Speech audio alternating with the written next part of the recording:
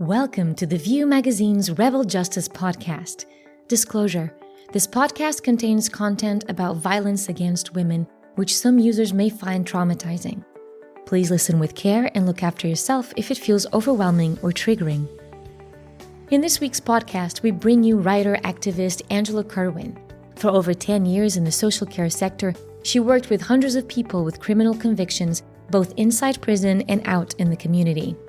Today, she advocates for the rights of prisoners who were diagnosed with ADHD/ADD. Angela spoke about her book, How Our Prisons Are Failing Us All, and of her experience of being diagnosed with ADHD and her life after it. Angela, thank you so much for coming on the podcast and speaking to us today. Thank you so much for having me. I am really, really excited about speaking about all these things with you. Just to start with, to give a little introduction to our listeners, what led you to be interested in the social care sector? So I think I never chose social care as a career. I think it's one of these things that just happened to me. So I was a young carer for my grandma who had dementia, and I was a carer for her from kind of the age of 12 until she passed away when I was 21. And through caring for her, I learned about the social care system a lot, because you need to develop a really good understanding of how to access support and what support's available. And I realised that had my grandma not had me to help her, she wouldn't have been able to advocate for herself. The system is so complicated and so complex that I don't understand really how people who are service users, people who need the services, can access them without support. But from this experience being a carer for my grandma, all my jobs ended up being working with young people at risk of exclusion from school, or working with teenagers who were kind of the naughty teenagers on the estate, and everyone was worried about their gang affiliations. So I just rolled into these jobs of working with people that I love. And when my grandma did pass away when I was 21, I went and did my master's in social work, which I always thought I would work with old people as a social worker. I always just assumed this is what would happen. And it's not what happened at all. Actually, all that experience of working with young people in the community put me on a path towards working in prison. And that's what I ended up specialising in working in substance misuse, mental health, and working with people who either had experience of the system of incarceration or were at risk of becoming involved in the criminal justice system. Wow. One of the things you do is you focus a lot on neurodiversity. And I was just curious to know if you found that there is a difference in the way that symptoms manifest between young women or boys. Yeah, I love this question. And I'll start at the outset saying I don't think I have a very good answer, because I don't think there is a really clear answer yet about what is biology, what is physiology, and what is the impact of society and context on how we raise boys and girls and how their different symptoms display. I know there's loads of research at the moment around the impact of female biology, or particularly around people who menstruate and ADHD. But I think with all things medical, there's never enough funding for the women and girls. So I think our understanding of ADHD at the moment is probably from quite a male-brained, male-bodied point of view.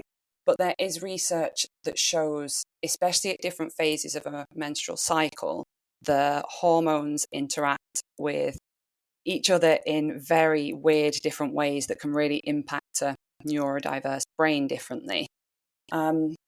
On the whole, I don't really like saying that girls and boys innately have different ADHD symptoms. I think I was like a really hyperactive, impulsive kid. I think I probably looked like you expect those little boys to look. And I was lucky that my mum kind of channeled me into doing lots of outdoor activities and lots of sports and burning off that energy. But I don't necessarily think that girls and boys are different when they're very young. I think we see a really big difference when societal expectations start to have their impact on girls. And I think that happens so young, right? That's not just something in teenage girls. I think we start to take on this understanding of the expectations of who we're meant to be, and we're meant to be quiet. We're not meant to take up too much space. And what I see then is that all that hyperactivity, instead of being externalized, it starts going on just in the brain. And then all that noise gets so busy in your brain, all that internal monologue, all that chaos that you could get rid of externally if you could burn off all your energy, now becomes internal. And I think I see with girls and women that can quickly become quite self-destructive. It can become a real narrative in your mind that you're the problem, that you're not normal, that you need to try and fit in. And it then develops just into this real loss of identity, this loss of self-esteem, this loss of belief in yourself, and then presents itself as all sorts of other different mental health issues like depression and anxiety. And the problem with that is then doctors will recognize depression and anxiety in women. They like to treat us for that, but they then still miss the underlying issue, which is the neurodiversity. So, as I said, I don't think that's a very concise answer. But as with everything, when we ask, is it nature or nurture, I kind of think it's a bit of both. Yes, it sounds about right, especially when you talk about how society perceives how women should be. So do you think there is less tolerance and even pathways for women and girls diagnosed with ADHD? Absolutely. I think there is a whole generation of women who were missed for diagnosis in their childhood. I think now we see ADHD becoming, I suppose, in inverted commas, like more popular. And we see lots of critique of this TikTok diagnosis and this kind of thing. And I absolutely hate this. I think, so Harry Styles said that when girls become fans of a band, they suddenly become like uncool, and music journalists try to discredit the band. And I think we kind of see the same thing with ADHD, is that now the girls are saying, like, I want a diagnosis. Suddenly it's not acceptable anymore. We're kind of closing the shutters, we're closing the gates, and girls can't access this anymore. So whilst I do think we are talking about it more, and that's amazing, and people are talking about their own diagnoses in public, like this is what I'm trying to do so people can see what it looks like in women and girls, I think there's a real worry that there's going to be a backlash against diagnosis.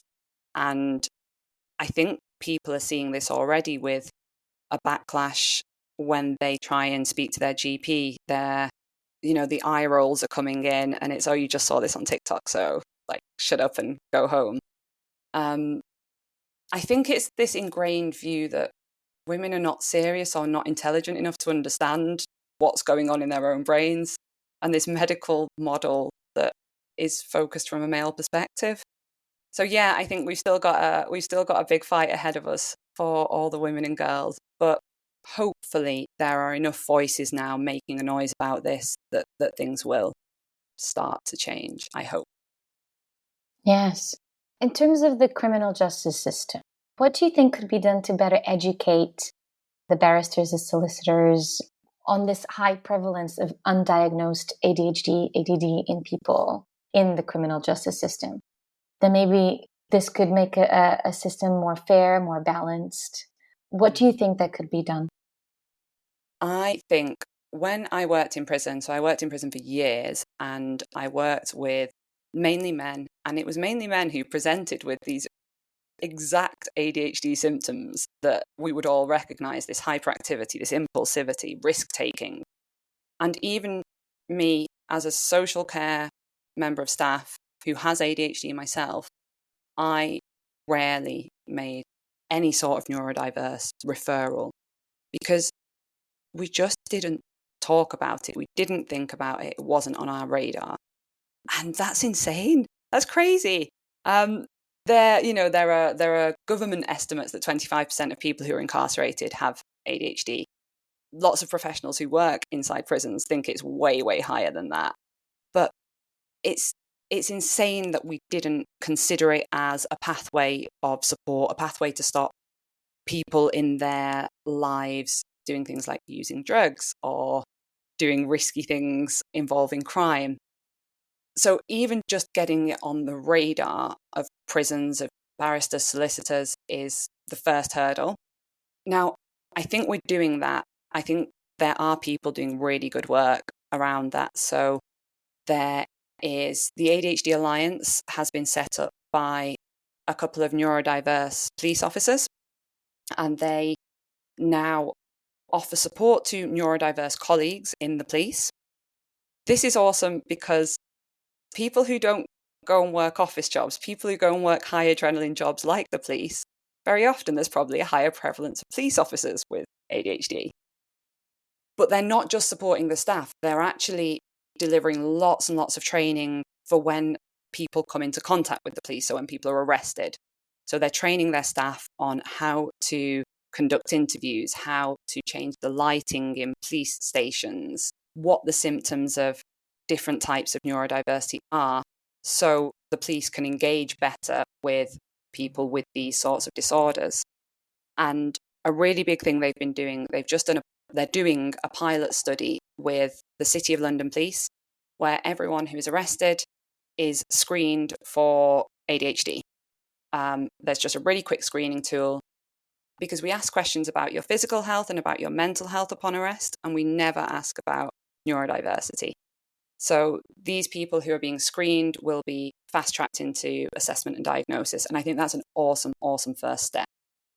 I think there are a couple of prisons in the country now that have specialist neurodiversity wings, which is a wonderful first step again. I mean, I am skeptical about how in a big old Victorian prison you can deal with the sensory overload of the noise, the smells, the lights. I mean, they're doing their best in a building that's not fit for purpose, or a system that's not fit for purpose. But those are good starts, and those things didn't exist when I finished working full-time in prison 5 years ago. None of this was talked about. So we have made improvements. But I think that if we're looking at magistrates' courts, if we're looking at barristers, solicitors, judges, there needs to be the question asked of everyone who comes in front of a magistrate, usually for quite a petty offence, has an ADHD screening been done? And if not, why not? And if it has, do we think this has an impact on their offending behaviour? And I think the sooner that becomes normalised, that we should just be asking, has this person been screened? If not, let's do it. And does that have an impact on their offending? So that's what I think we should be doing. It actually doesn't sound that complicated to implement, does it? Like a screening tool takes 5 minutes. And I know, like, I've been a social worker. I've had people like me come and be like, oh, this extra piece of work only takes 5 minutes, just do it. Whilst I've rolled my eyes and said, do you know how many clients I have, or how many 5-minute pieces of work I have to do? I understand it is extra work, but it is a 5-minute screening tool, and that's all. And if it stops people constantly reoffending related to their substance misuse that's related to their ADHD, or offending that's related to being unmedicated for ADHD, then we're reducing reoffending. And it's a very easy win in my eyes. Completely. You wrote a book, How Our Prisons Are Failing Us All. How did it come about? And why did you feel the impulse to write it? I suppose this is a very ADHD answer on my part, but I never intended to write a book. I never intended to publish it once I'd written it. I have always written. I write. It's my way of kind of trying to figure out what's going on in my brain. Even when I'm a little kid, I'm journaling away. So working in prison, prison's horrible. Prison's awful. I think prison destroys the mental health of anyone who is unfortunate to step foot inside it, whether that's staff or inmates, in inverted commas, people who are incarcerated.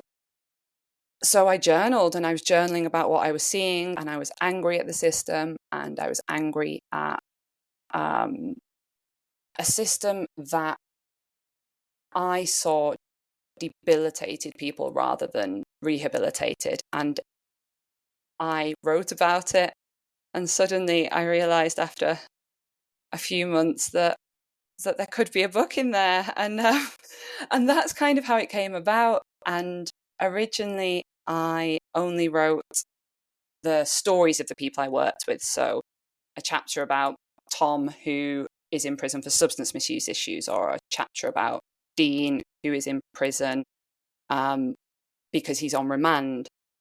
And once it got to the publishers, we then pulled those chapters out to actually add in a lot more of the stats and facts. So yes, this person is on remand. I'm telling you his story, but actually there's 15,000 people on remand in prison at the moment. And the publisher helped me really build quite a compelling argument for why prisons are terrible from these individual stories that I had. And it's an important book. Do you have any thoughts on sending women with mental health conditions to prison, and on the welfare care provided or not for them in prison? Yeah. I think that 99% of women who are in prison just shouldn't be there. I think, particularly for women in custody, offending is often a symptom of other things going on in their lives. And if we address those underlying issues, the offending would stop. I'm working on a few reports at the moment specifically focused on women's prisons, and the women's prison estate is awful. We are getting reports, the inspection reports saying these are the worst conditions I've ever seen in a prison in my whole time at the inspectorate. This is not to say that I don't think there are amazing, hardworking staff who are trying their best in these establishments, and I would never want to do a disservice to those people, but the system has failed. And as I mentioned, I feel like my mental health was on the floor when I finished working in prisons. I cannot imagine what it's like to have to live in a prison, to be incarcerated. There is no way I think a prison can ever improve someone's mental health. And it's a really silly cliche. It's a really silly kind of metaphor to say we had the experience of lockdown. But I think it's the only thing I can say that maybe people can relate to, that when you couldn't see your friends and family, when you lost your identity of your job all of a sudden, when you couldn't leave your home, I don't think very many of us felt good. And then imagine doing that, but just sat in your bathroom, so a room the size of your bathroom, with one other person who's a stranger, and no access to the outside world. That's prison, right? So I think I'm just pretty scathing about the mental health support inside women's prisons, particularly. I think there are wonderful, wonderful organisations doing really good work creatively, doing really good courses, doing what they can. But ultimately, if those courses are happening within a custodial setting, within a prison setting, I think that not we're fighting a losing battle, but that we're never getting to the root of the problem, which is that women, 99% of them should not be in prison at all. And their mental health would be better served in any other environment than prison, I think.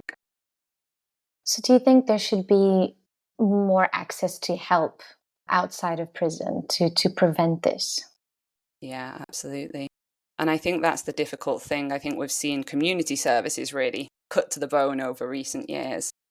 But even schemes like Sure Start, that I think were incredible for women, incredible for mothers to access support in the community, we've seen those kind of slashed and burned. But I think they were really great services.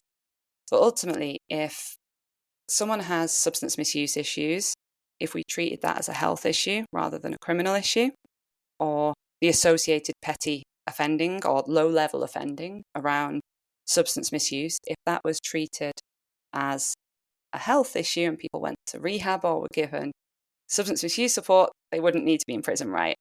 Or if women particularly are in very difficult home situations where they are improperly housed, or they're reliant on a partner who is not the best person and will be homeless if they leave that partner, we need systems in place that can support women to have a home, a roof over their head, where they are safe in the community, and the support to deal with the myriad levels of trauma that most women in prison have experienced.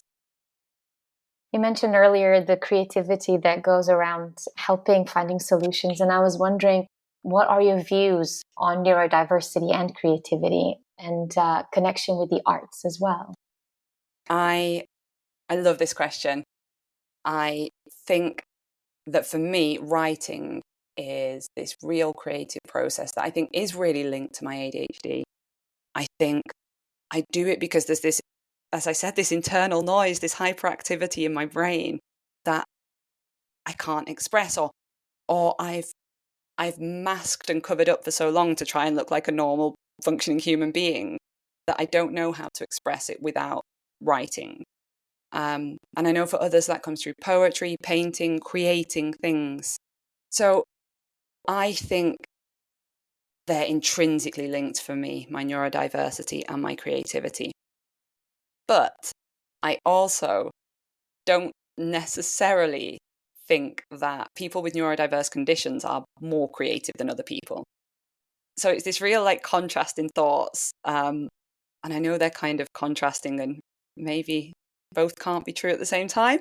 But I do think that people without neurodiverse disorders or conditions, they make amazing art. They can be amazingly creative too, because it is just us all trying to express ourselves, our humanity, who we are, our message. I guess for me, it's more that I see creativity as a tool for my neurodiverse brain, but I think everyone can be creative and be incredibly creative. So I don't think there's a kind of hierarchy of who's more creative than the others. Yes. Going back to what you were mentioning about the self-diagnosis, you're saying there seems to be a trend on TikTok of talking about it more. So I was wondering what your view is on that, if there is a danger of this trend of self-diagnosing. I think my answer to this has evolved over the past few months. So my permanent kind of immediate answer is no, I don't think it's dangerous. I think the more we try and learn about ourselves, our brains, our wiring, why we do things is great. And I think it's important. The part that's evolved is perhaps because ADHD is getting lots of airtime at the moment as the neurodiverse condition, perhaps people are kind of engaging with that as a self-diagnosis when actually there may be something else going on instead. Because lots of neurological conditions look very similar. If you read the diagnostic manual, lots of even physiological specific mental health issues like schizophrenia, bipolar, they all look very similar. So I think there can be a risk in getting your heart set down this path of okay, I'm self-diagnosing myself with ADHD, that getting a diagnosis for ADHD will make my life better. And then discounting all other possibilities as well. But I mean, on the whole, the medical profession hasn't been doing enough, especially for women and girls. So this is what we have to do. We have to go and try and research ourselves. We have to go and try and find out what's going on ourselves. And I think we're all just doing the best we can with the information we've got. And anecdotally, past 20 people I've spoken to with ADHD have all taken their research to their doctor themselves and said, I would like a referral. No one has had a doctor say to them, shall I refer you for ADHD because I think you might have this. So I think we kind of have to self-diagnose if we're ever going to find out what's going on in our brains. And also, I just hate these kind of, don't know if I can say this, but what's typically a very middle-aged, white, middle-class man who's got a column in a newspaper telling me that my experience of the world is not true and my experience of my life is not true, and I'm just jumping on a bandwagon because you don't get any advantage from this. like I've had to pay thousands of pounds because I had to go private because there was a 2-year waiting list. I have to take medication that really affects my heart, that affects my blood pressure, that has like long-term effects. Like none of this is fun. I'd quite like to just not have this brain. So I think that the message I see that it's dangerous in that regard, I've just learned to try and get less angry about that because it really annoys me. Yes, Angela, you've been so open, sharing so openly about your experience. I wonder how it feels to be thriving so much professionally, at least that we know of, in spite, if not because of your diagnosis. Yeah, I like this question. And my first initial response is to be very like self-deprecating and be like, oh, I'm not thriving, I'm doing okay. And actually that's a really silly thing to say. And I'm trying to learn to be nicer to myself. That's kind of what this whole ADHD journey is for me. And yeah, I'm doing all right. I've had a book published. I'm doing some good work. It's okay.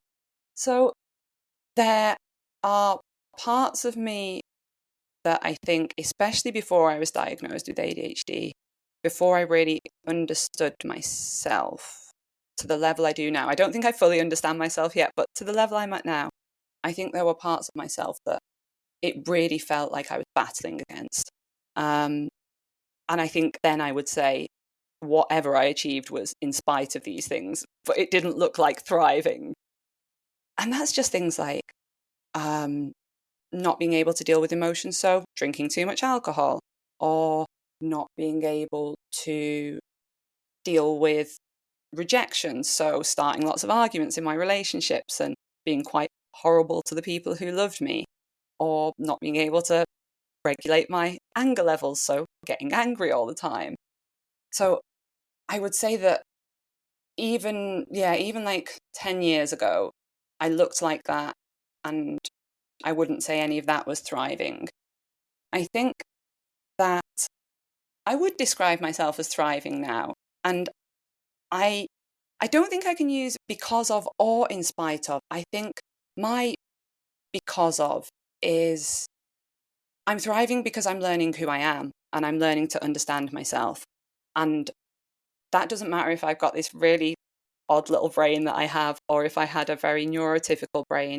I think that as long as I understand myself, I am able to manage myself. I'm able to authentically try and do things in my life that bring me happiness and make me content.